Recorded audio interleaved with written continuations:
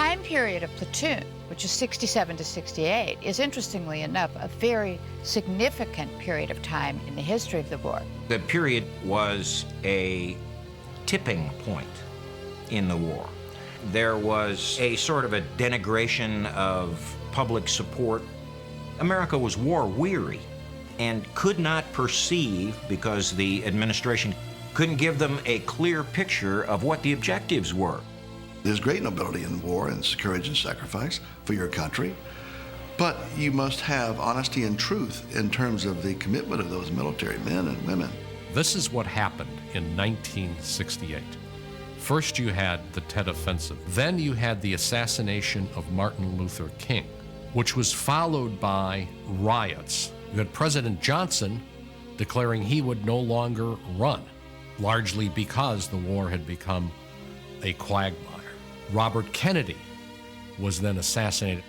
This was a dreadful, dreadful year in American history, and certainly the turning point of the war. It was when the United States realized it could not win the war in Vietnam.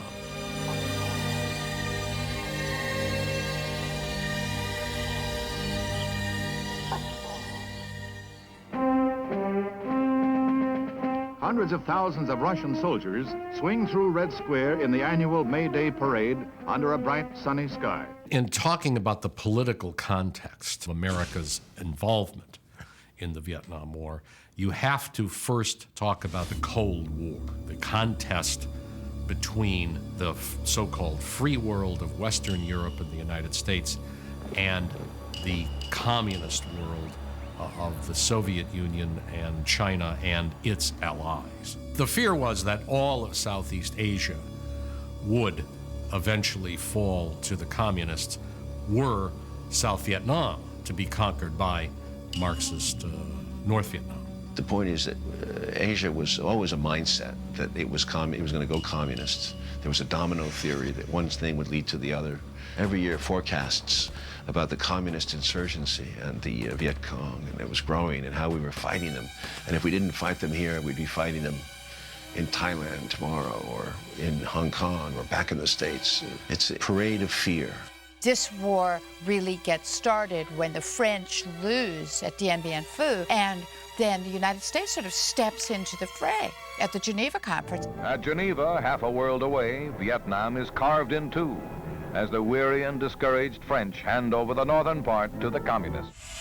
South and North Vietnam remained at peace for roughly 8 years after that, in 1965, with the Viet Cong and the North Vietnamese forces poised to take over. We intervened with our own combat troops.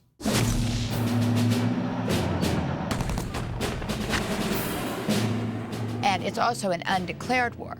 I mean, from day one till the very end, it's an undeclared war. It's fought on the basis of a piece of paper, the Gulf of Tonkin Resolution, and it is not a declared war. In the end, what we had done was we had intervened in what amounted to what was a civil war between the north of Vietnam and the south of Vietnam. Our way of fighting was clumsy. I felt we were going through huge operations, which we'd come in with 100 helicopters, you know, announcing and out. I mean, we were like elephants. And these guys were like mouse and fleas. They just were biting. Snipers, this, that. They were moving fast. They were light. What was unusual for American soldiers was the nature of the Viet Cong enemy.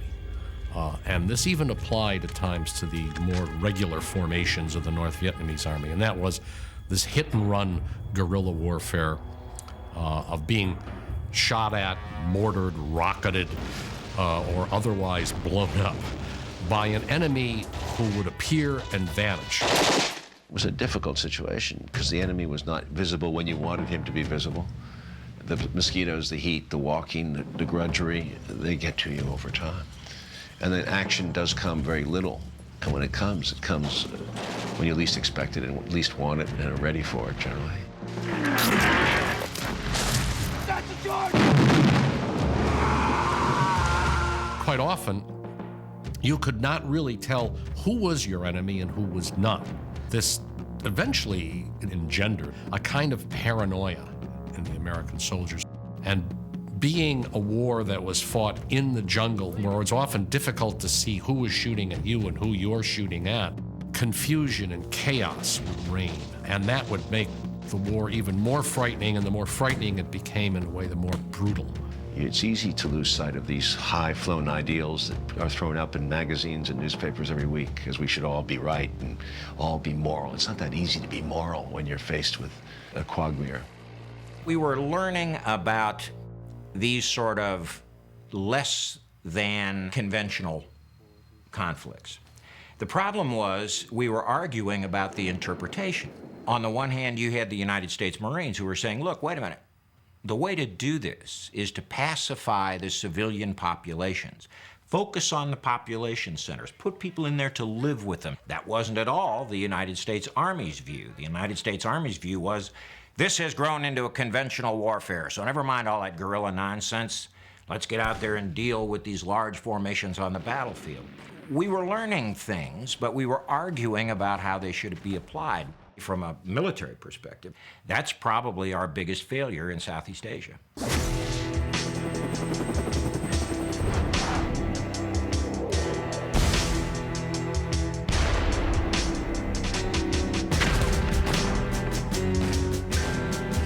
The Tet Offensive occurred during the Lunar New Year holiday in Vietnam, which is called Tet. It was an offensive that was staged by the Viet Cong forces within South Vietnam, as well as by North Vietnamese army divisions that had infiltrated into the South. The whole point of the Tet Offensive of January '68 was to cut Vietnam in half.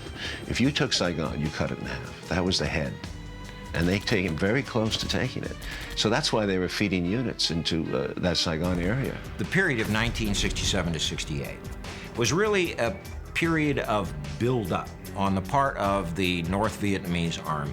An increasing instance of well-armed, well-equipped North Vietnamese Army units. It was clear that there was something going on because they were moving troops all that 4 months down to, from the Parrot Peak in Cambodia down to Saigon. Our failure was that we didn't put two and two together and say, well, if we're seeing this escalation, what is it leading to? And then we might have had a little more warning about Tet, or we might have been a little wiser about Tet. We had plenty of warning.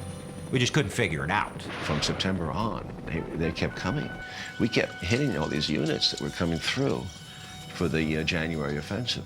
We saw prisoners, we took them, we saw their maps, we saw their huge amounts of stores. We sent all this on to Army intelligence, and of course, it didn't add up to an iota of doing any good because the intelligence people didn't know it was coming, they say. I don't know how they didn't, because there was so much activity. And we didn't know it then, but the major right hook coming from the North Vietnamese was right down through 25th Infantry and 1st Infantry territory on the Cambodian border. They were feinting with their left at the first province, Khe Sanh, up in the north, but they really wanted Saigon. So they feint left, and then they went right, and they went right underneath our underbelly. What the North Vietnamese wanted, what they had planned on, was these attacks going in all the major urban centers throughout Vietnam, and that the people, the rice farmers and the families and the people who worked in factories and in stores and things in the major metropolitan areas would arise with them and fight against the Saigon government and its supporting puppets, the Americans. But that didn't happen. It didn't happen at all, and I think that caught them by surprise. The North Vietnamese and the Viet Cong suffered horrendous casualties. I believe that their battle losses were 50 to 60%. They got their ass kicked. And in fact, the truth of the matter is, the VC, the guy in the black pajamas with the conical straw hat, ceased to exist as an effective fighting unit after Tet of '68. We killed him. In a military sense, we had soundly beaten back this offensive and soundly defeated the Viet Cong and the North Vietnamese army. But politically, we lost. Partly it was a loss of our own making. For 2 years previous to this offensive, our political and military leaders, in order to create at least the illusion that we were accomplishing something, had been coming out with rather sunny, optimistic reports. All of a sudden, this enemy, who was thought to have been in his last throes, suddenly rises up out of nowhere and stages this massive attack. The political defeat in America was caused by the American people saying, well, what the hell is going on here? So theoretically, there was militarily a point to win there, but it was impossible to follow up on because Johnson and the U.S. Political establishment did get spooked by it all. I shall not seek, and I will not accept the nomination of my party for another term as your president. Lyndon Johnson leaves and quits the very day he launches the CAV to relieve the siege of Quezon. McNamara quits the day of the Tet Offensive. So we're left hung out there to dry. I got to tell you that every soldier knows the score right away, that we're out of here. Everyone knew when Johnson wasn't going to run that the war was not going to be prosecuted. The conventional wisdom now, I think, is that had we been able to keep on fighting and up the ante after Tet, we actually could have won the war. But it's an interesting story because the fact is that public opinion was so dead set against it, even though, as Westmoreland said, the enemy was actually on the ropes after, they had sort of shot their wad. And here we were in a situation where the American people were saying, no more.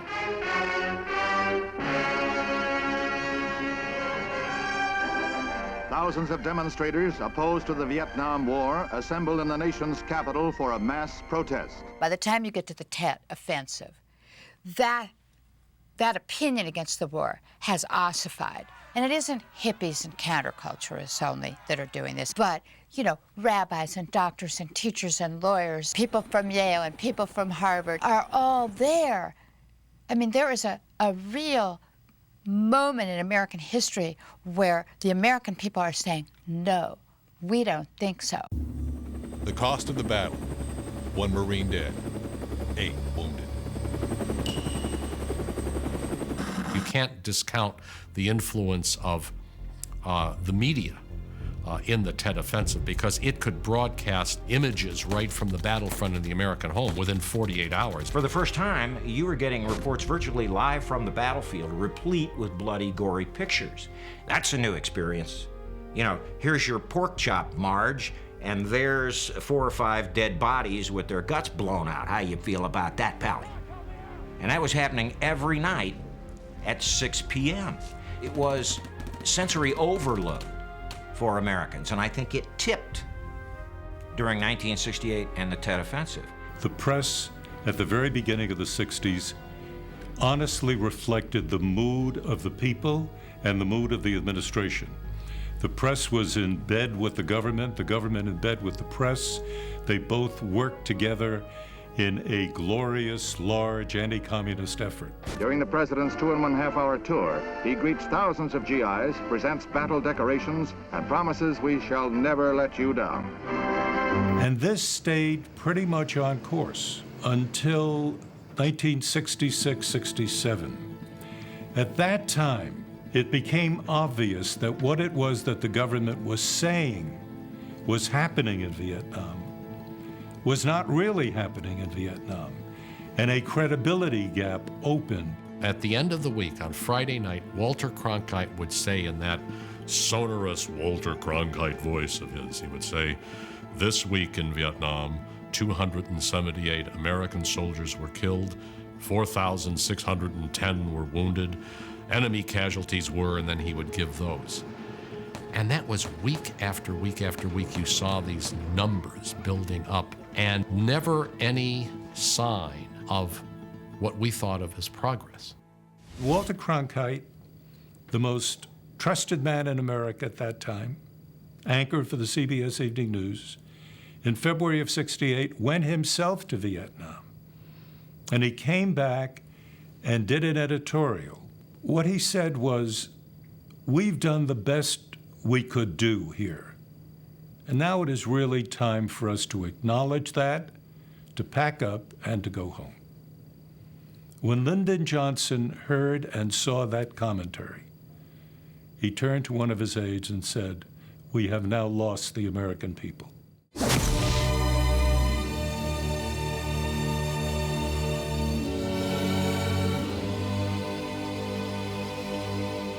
The struggle between Barnes and Elias is a struggle between two Americas, and we are still having this struggle. We're having this struggle as I speak. These are the two prongs, in a way, of liberal consensus that come out of the Cold War. Is on the one hand, you have a need to have social justice and have a perfect society, a great society. On the other hand, you have a need to combat communism around the world. These are the two imperatives of an American president in this period. He's the go-to guy, and those are the things he's expected to take care of. What happens in Vietnam is they crash. They come together. He cannot meet both demands. This is the tragedy of Lyndon B. Johnson. Lyndon Johnson used to refer to the Great Society as my beautiful lady, and he used to refer to the Vietnam War as that ugly bitch. And he knew that the bitch had taken him to the cleaners.